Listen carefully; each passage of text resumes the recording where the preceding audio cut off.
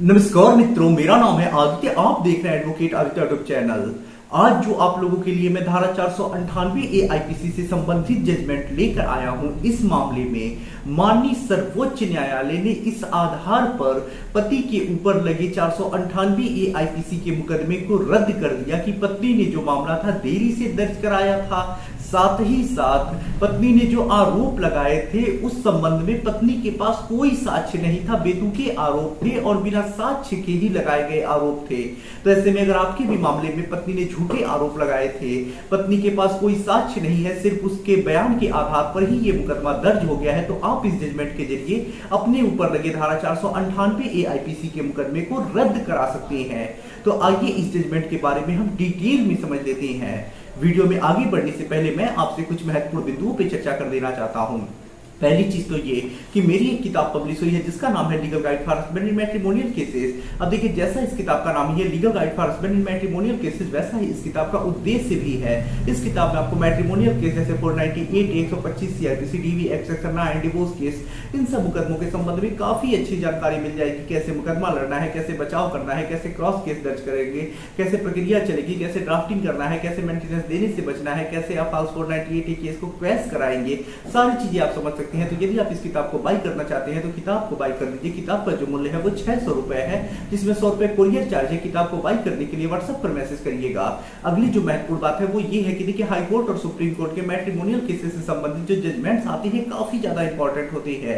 अगर आप उन जजमेंट्स का यूज अपने केस में करते हैं तो आपको बहुत सारे फायदे मिलते हैं। जैसे अगर किसी केस में हाउस 498 केस क्रैश हो गया है, पति डिस्चार्ज हो गया है, उसे मेंटेनेंस नहीं देना पड़ा है, मेंटेनेंस केस खारिज हुआ है, डीबी एक्ट का जो केस है वो खारिज हुआ है, तो ऐसे में अगर हाई कोर्ट और सुप्रीम कोर्ट का अगर वो जजमेंट है और सेम फैक्ट आपके भी केस में है तो आप उस जजमेंट का यूज अपने केस में करेंगे और सेम अगर फैक्ट होता है तो वही फायदा आपको त्वरित निचली अदालत से ही मिल जाता है।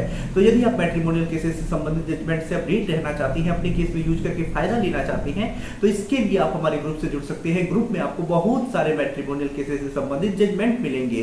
तो अगर आप ग्रुप से जुड़ना चाहते हैं तो ग्रुप से जुड़ने का जो चार्ज है वो 500 रुपए लाइफ टाइम के लिए है। ग्रुप से जुड़ने के लिए व्हाट्सएप पर मैसेज करिएगा, नंबर स्क्रीन पे दिखाई दे रहा होगा।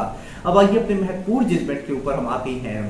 तो देखिए, आज का जो हमारा जजमेंट है वो माननीय सर्वोच्च न्यायालय ने दिया है और ये जो जजमेंट है वो सुंदर बाबू वर्सेस स्टेट ऑफ तमिलनाडु के मामले में आया है। जजमेंट का लिंक आपको डिस्क्रिप्शन में मिल जाएगा।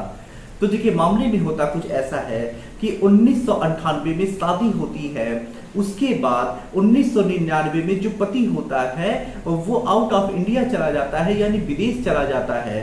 उसके बाद सन 2000 में जो पत्नी होती है आरोप लगाती है कि उससे दहेज मांगा गया, उसे प्रताड़ित किया गया, मारा गया, पीटा गया, उसके काफी ज्यादा शारीरिक और मानसिक रूप से प्रताड़ित किया गया, और इन सब आरोपों के आधार पर एफआईआर दर्ज होता है।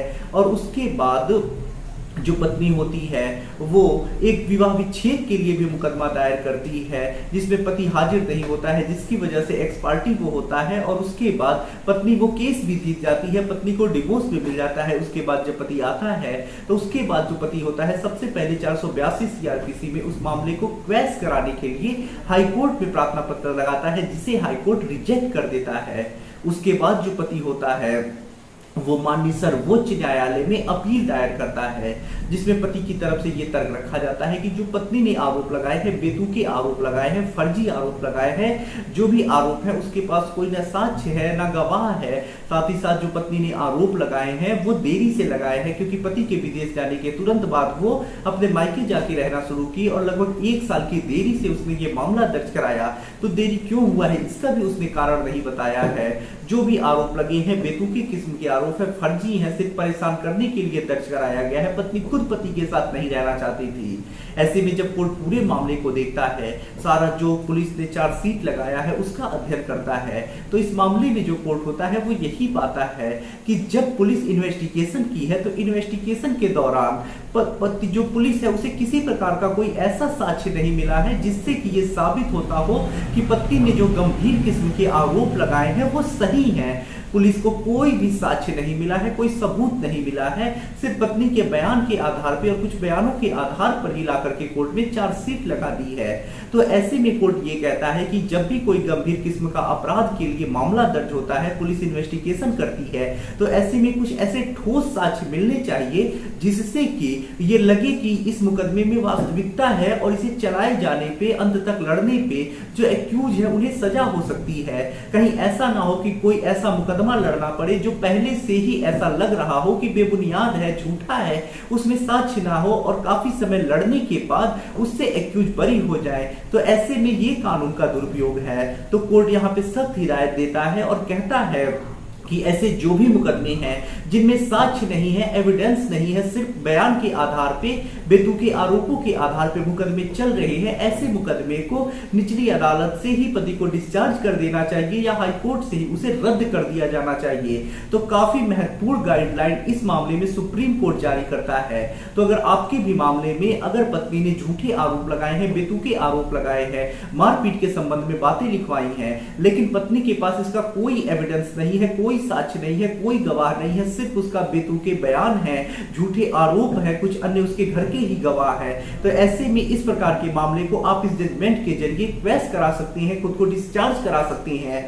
जजमेंट का लिंक आपको डिस्क्रिप्शन में मिलेगा। साथ ही साथ इस प्रकार के अन्य बहुत सारे जजमेंट आपको हमारे ग्रुप में मिल जाएंगे। आशा कर रहा हूं ये जजमेंट और जानकारी आपको काफी ज्यादा पसंद आई होगी। अगर आप किसी कानूनी समस्या से परेशान हैं, ऐसे में मुझसे फोन पे बात करके अपनी कानूनी समस्या का समाधान प्राप्त करना चाहते हैं, तो मेरा व्हाट्सएप नंबर स्क्रीन पे दिखाई दे रहा होगा। मैसेज करके अपॉइंटमेंट बुक करा के आप मुझसे कॉल पे बात कर सकते हैं। वीडियो पसंद आया हो तो वीडियो को लाइक करें, अपने दोस्तों के साथ शेयर करें और यदि आप चैनल पे नए हैं तो चैनल को सब्सक्राइब करके बेल आइकन को दबाएं। मिलते हैं नए वीडियो के साथ अगले दिन, तब तक के लिए जय हिंद, जय भारत।